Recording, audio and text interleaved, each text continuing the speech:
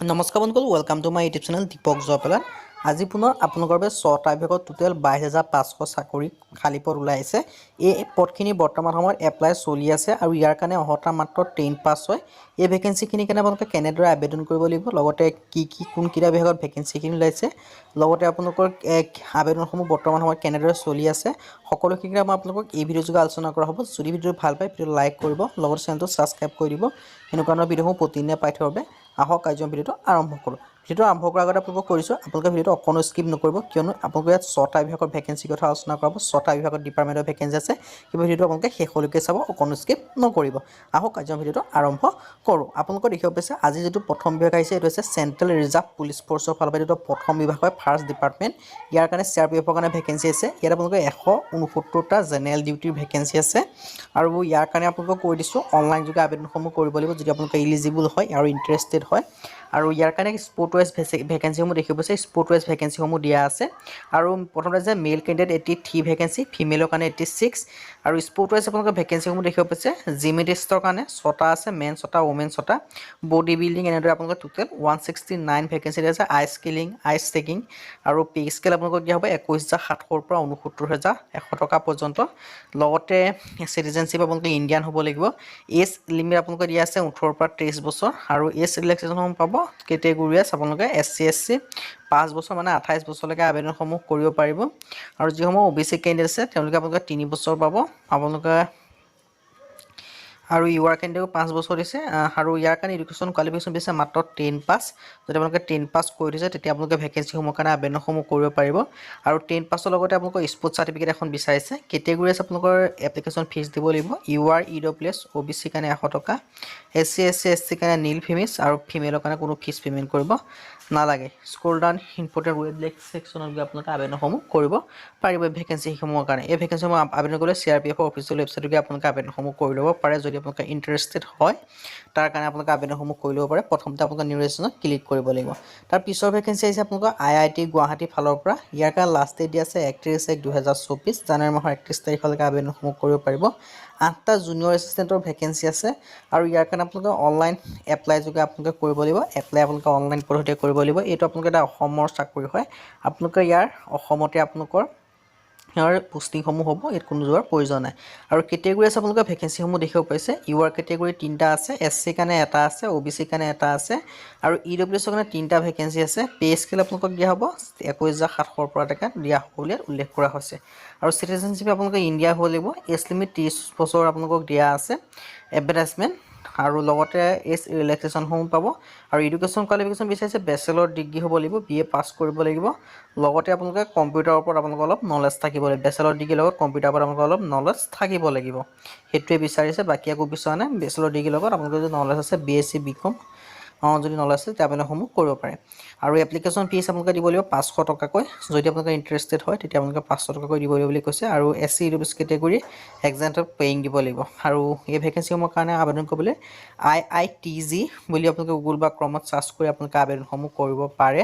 তাত গ'লে সেই official website IIT official website গৈ আপোনালোকে IITG মানে IIT গুৱাহাটী অফিচিয়েল ৱেবছাইট গৈ আপোনালোকে আবেদনসমূহ কৰিব পাৰে। তাৰ পিছৰ ভেকেঞ্চি আছে আছাম কোঅপাৰেশ্যন এপেক্স বেংক লিমিটেডৰ ফালৰ পৰা।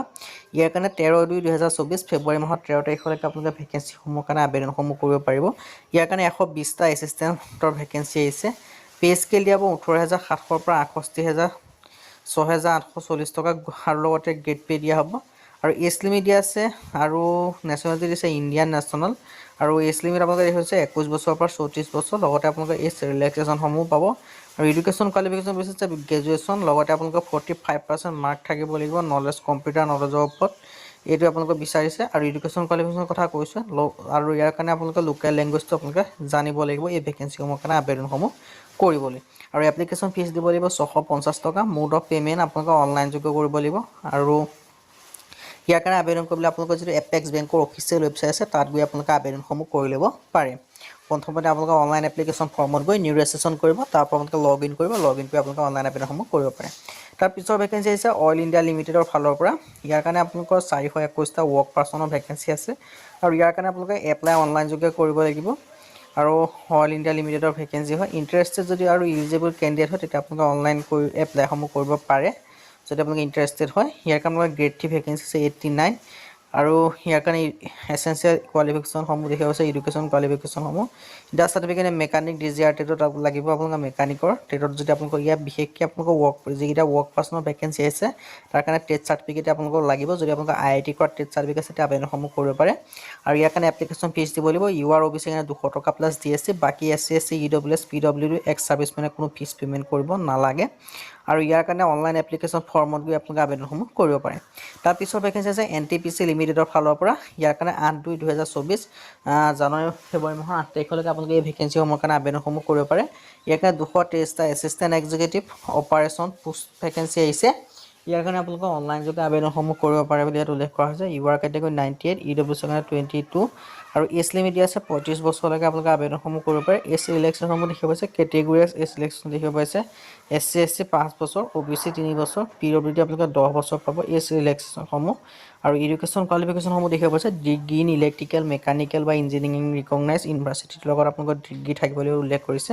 আৰু লগতে এক্সপিৰিয়েঞ্চ এবছৰ বিচাৰিছে আৰু এপ্লিকেশ্যন ফিজ দিব লাগিব জেনেৰেল EWS OBC RS আপোনালোকৰ 300 টকা বাকী SC SC PW x service বা ফিমেল কেণ্ডিডেট কোনো ফিজ পে'মেণ্ট কৰিব নালাগে পে'মেণ্ট মতে আপোনালোকে অনলাইন বা অফলাইন যোগে আপোনালোকে আবেদনসমূহ কৰিব পাৰিব ইয়াৰ কাৰণে আবেদন কৰিবলৈ NTPC অফিচিয়েল ৱেবছাইটত গৈ আপোনালোকে ইম্পৰ্টেণ্ট ৱেব ছেকশ্যনত গ'লে আপোনালোকে অনলাইন এপ্লিকেশ্যন ফৰ্ম পাব তাত আপোনালোকে ৰেজিষ্ট্ৰেশ্যন কৰি আপোনালোকে আবেদনসমূহ কৰি ল'ব পাৰে তাৰপিছত ভেকেঞ্চি আছে আছাম পাব্লিক ছাৰ্ভিচ কমিশ্যনৰ আণ্ডাৰত APSC ফালৰ পৰা ভেকেঞ্চি আহিছে ইয়াৰ কাৰণে 235টা ভেকেঞ্চি আছে আৰু যদি আপোনালোকে ইণ্টাৰেষ্টেড হয় এপ্লাই আপোনালোকে অনলাইন যোগে কৰিব পাৰিব UR কেটেগৰীৰ কাৰণে 107টা OBC MBC কাৰণে 73টা SC কাৰণে 18টা ST P কাৰণে 24টা ST হিলৰ কাৰণে 13টা আৰু PWD কাৰণে 9টা ভেকেঞ্চি আছে আৰু এক্স ছাৰ্ভিচমেনৰ কাৰণে 11টা ভেকেঞ্চি ইয়াত উল্লেখ কৰি দিছে আৰু আসাম সিভিল সাৰ্ভিস জুনিয়ৰ গ্ৰেডৰ কাৰণে 45টা আসাম পুলিচ সাৰ্ভিস জুনিয়ৰ গ্ৰেডৰ কাৰণে 35 মানে ACS APS ৰ কাৰণে 35 আছে সুপাৰিটেণ্ডেণ্ট অফ টেক্সেছ এটা আছে সুপাৰিটেণ্ডেণ্ট অফ এক্সাইজৰ এটা আছে আসাম ফাইনেন্স সাৰ্ভিসৰ 13টা আছে ব্লক ডেভেলপমেণ্ট ভিডিঅ ভেকেঞ্চিও আছে আৰু ইয়াৰ কাৰণে আপোনালোকে দেখিব পাইছে the candidate must be Indian citizen ভাৰতীয় চিটিজেন আৰু ৰিজনেল লেংগুৱেজ প্ৰফিচিয়েঞ্চি আপোনালোকে আসামিজটো জানিব লাগিব উল্লেখ কৰি দিছে